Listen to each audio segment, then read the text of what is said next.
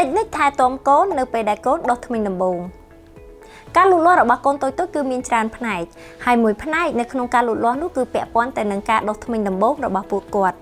ច្បាស់ណាស់ថាលោកប៉ាអ្នកម៉ាក់គឺតែងតែទន្ទឹងរង់ចាំនៅការដុសធ្មេញដំបូងរបស់កូនទន្ទឹមនឹងការរំភើបរីករាយនៅពេលដែលឃើញកូនដុសធ្មេញដំបូងនោះក៏គួបផ្សំមកជាមួយនឹងការបារម្ភដែរអញ្ចឹងនៅក្នុងថ្ងៃនេះអ្នកគ្រូនឹងមកចែករំលែកតាក់ទងជាមួយនឹងតិចនិចនៅក្នុងការថែទាំការដុសធ្មេញដំបូងរបស់កូនក៏ដូចជារោគសញ្ញាមួយចំនួនដែលលោកប៉ាអ្នកម៉ាក់ទាំងអស់គួរតែដឹងអាការៈនៃការដុសធ្មេញដំបូងមានដូចជា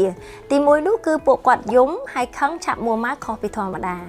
មានអាការៈហៀទឹកមាត់ច្រើនខុសពីធម្មតាលើសពីនេះទៅទៀតពួកគាត់អាចមានអាការៈដូចជាយករបស់លេងផ្សេងៗហ្នឹងយកមកខាំហើយនៅក្នុងករណីមួយចំនួនអាចមាន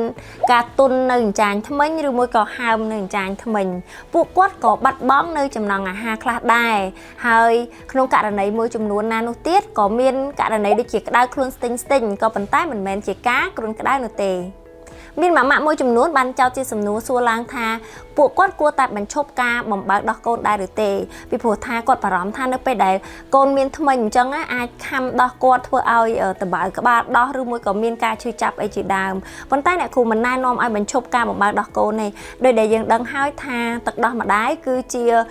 ប្រភពនៃធម្មពលក៏ដូចជាវីតាមីននិងសារធាតុរ៉ែប្រព័ន្ធភាពស៊ាំអីជាច្រើនមុខនិយាយទៅគឺជាអាហារូបត្ថម្ភដែលចាំបាច់សម្រាប់កុមារតូចៗអញ្ចឹងយើងមិនគួរបញ្ឈប់ការបំបើកដោះកូនដោយគ្រាន់តែកូនដុសធ្មេញនោះទេក៏ប៉ុន្តែករណីថាពេលខ្លះកូនយើងពេលដែលបើពួកគាត់អាចខំអីអញ្ចឹងទៅយើងអាចព្យាយាមប្រើដៃយើងថ្នមដើម្បីបំបែកគាត់កុំឲ្យខំយើងប្រសិនបើម៉ាក់សង្កេតឃើញថាកូនមានការឈឺចាប់អ្នកម៉ាក់អាចសាកល្បងប្រើប្រាស់នៅវិធីសាស្ត្រទាំងនេះបានទី1នោះគឺយើងអាចប្រើដៃម៉ាស្សាថ្នមទៅលើអញ្ចាញធ្មេញរបស់ពួកគាត់ឬមួយក៏ប្រើកណាត់ក៏បានដែរមុននិងក្រោយពេលបើរួចក៏ប៉ុន្តែអ្នកទាំងអស់គ្នាត្រូវដឹងថាបើយើងប្រើដៃទៅទេបានន័យថាដៃយើងនឹងត្រូវលាងឲ្យស្អាតមួយទៀតនឹងពាក់ព័ន្ធជាមួយយើងអាចទិញជាមួយនឹងរបស់លេងដែលអាចខំបានដែលយើងហៅថាmouth toy ហ្នឹងណារបស់ដែលអាចដាក់ចូលមាត់ឲ្យគាត់ខំទំពាលេងបានហើយបើសិនជាករណីថាគាត់នៅតែមានការឈឺចុកចាប់ខ្លាំងដែលអាចកាត់បន្ថយបានណាអញ្ចឹងគឺយើងអាចប្រើប្រាស់នៅថ្នាំបំបាត់ការឈឺចាប់បានដូចជាពពុះប៉ារ៉ាសេតាមុលឬមួយក៏ ibuprofen ក៏ប៉ុន្តែអ្នកគ្រូអត់ណែនាំឲ្យប្រើចេះតែប្រើផ្ដេសផ្ដាស់ទេមុននឹងប្រើក៏គួរគប្បីជួបពិគ្រោះជាមួយនឹងគ្រូពេទ្យដែរថាតើកម្រិតប៉ុណ្ណាដែលស័ក្តិសមជាមួយនឹងកូនហើយថាតើកម្រិតប៉ុណ្ណាដែលយើងគួរតែប្រើប្រាស់នៅថ្នាំអស់ទាំងហ្នឹងលើសពីនឹងទៅទៀតក៏មានមួយចំណុចទៀតដែរធម្មតានៅពេលតែដុសធ្មេញអញ្ចឹងច្រើនតែមានការហៀទឹកមាត់អញ្ចឹងនៅជុំវិញមាត់របស់គាត់អាចមានជាឡើងរោលអញ្ចឹងយើងព្យាយាមជូតសម្អាតជុំវិញមាត់គាត់ឲ្យបានស្ងួតល្អ